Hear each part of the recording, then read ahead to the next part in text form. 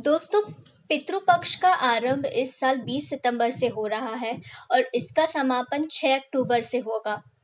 इन 15 दिनों में अपने पितरों को तिथि पर याद करते हुए उन्हें तर्पण, श्राद्ध कर्म और दान आदि करके पितरों की आत्मा को तृप्त किया जाता है। कहते हैं कि इन दिनों में पितर धरती पर आते हैं।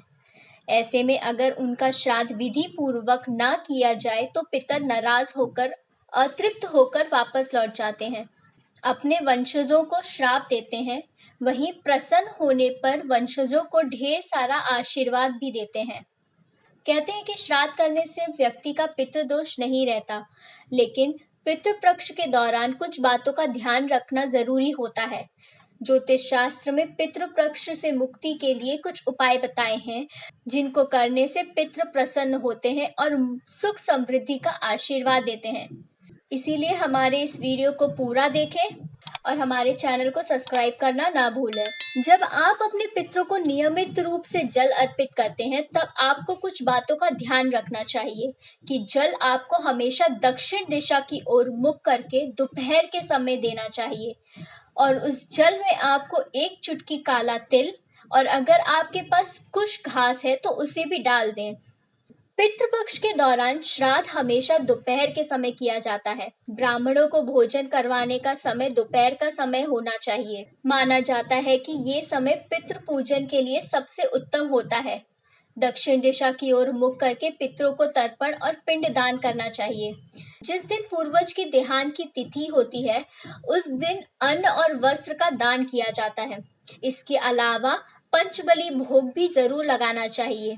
इस दौरान गाय, कौवा, कुत्ते, देव और चींटी आदि को भोग लगाना चाहिए।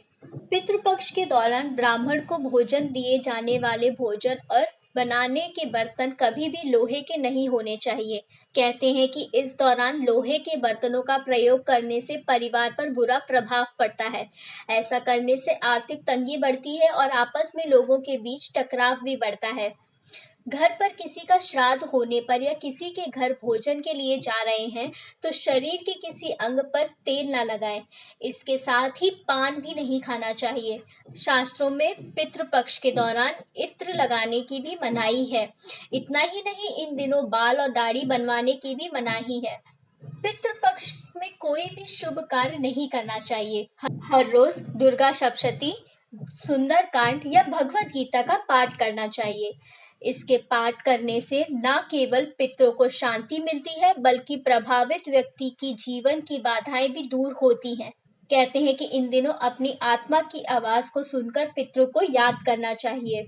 पितृपक्ष के दौरान किसी भी व्यक्ति का निरादर नहीं करना चाहिए। इस दौरान यदि कोई भिक्षक या कोई जानवर आपके घर के आगे आए तो उसे खाली हाथ ना जाने दें। साथ ही यदि आपसे कोई मदद मांगे तो यथासंभव मदद जरूर करें। मान्यता है कि इन दिनों पितर किसी भी रूप में आपके घर आ सकते हैं।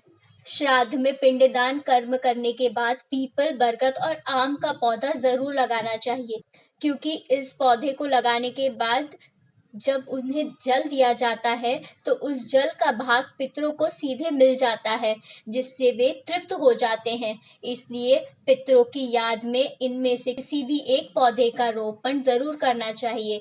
अगर संभव हो तो घर में छोटे बच्चे से रोपण कराना चाहिए।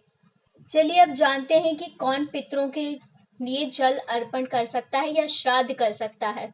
श्राद्ध करने के लिए घर का वरिष्ठ पुरुष सदस्य नित्य तर्पण कर सकता है। अगर वरिष्ठ पुरुष सदस्य नहीं कर पा रहा है तो उसके अभाव में घर का कोई भी पुरुष सदस्य कर सकता है।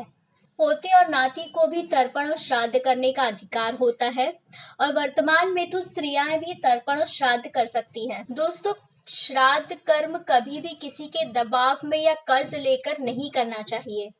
अगर पितृदोष के कारण अत्यधिक परेशानी हो रही है, संतान हानि हो या संतान को कष्ट हो, तो किसी शुभ समय अपने पितरों को प्रणाम कर उनसे प्रार्थना करें और अपने द्वारा जाने अनजाने में किए गए अपराध के लिए क्षमा याचना करें। फिर घर अथवा शिवालय में पितृ गायत्री मंत्र का 1.25 लाख विधि से जाप करें।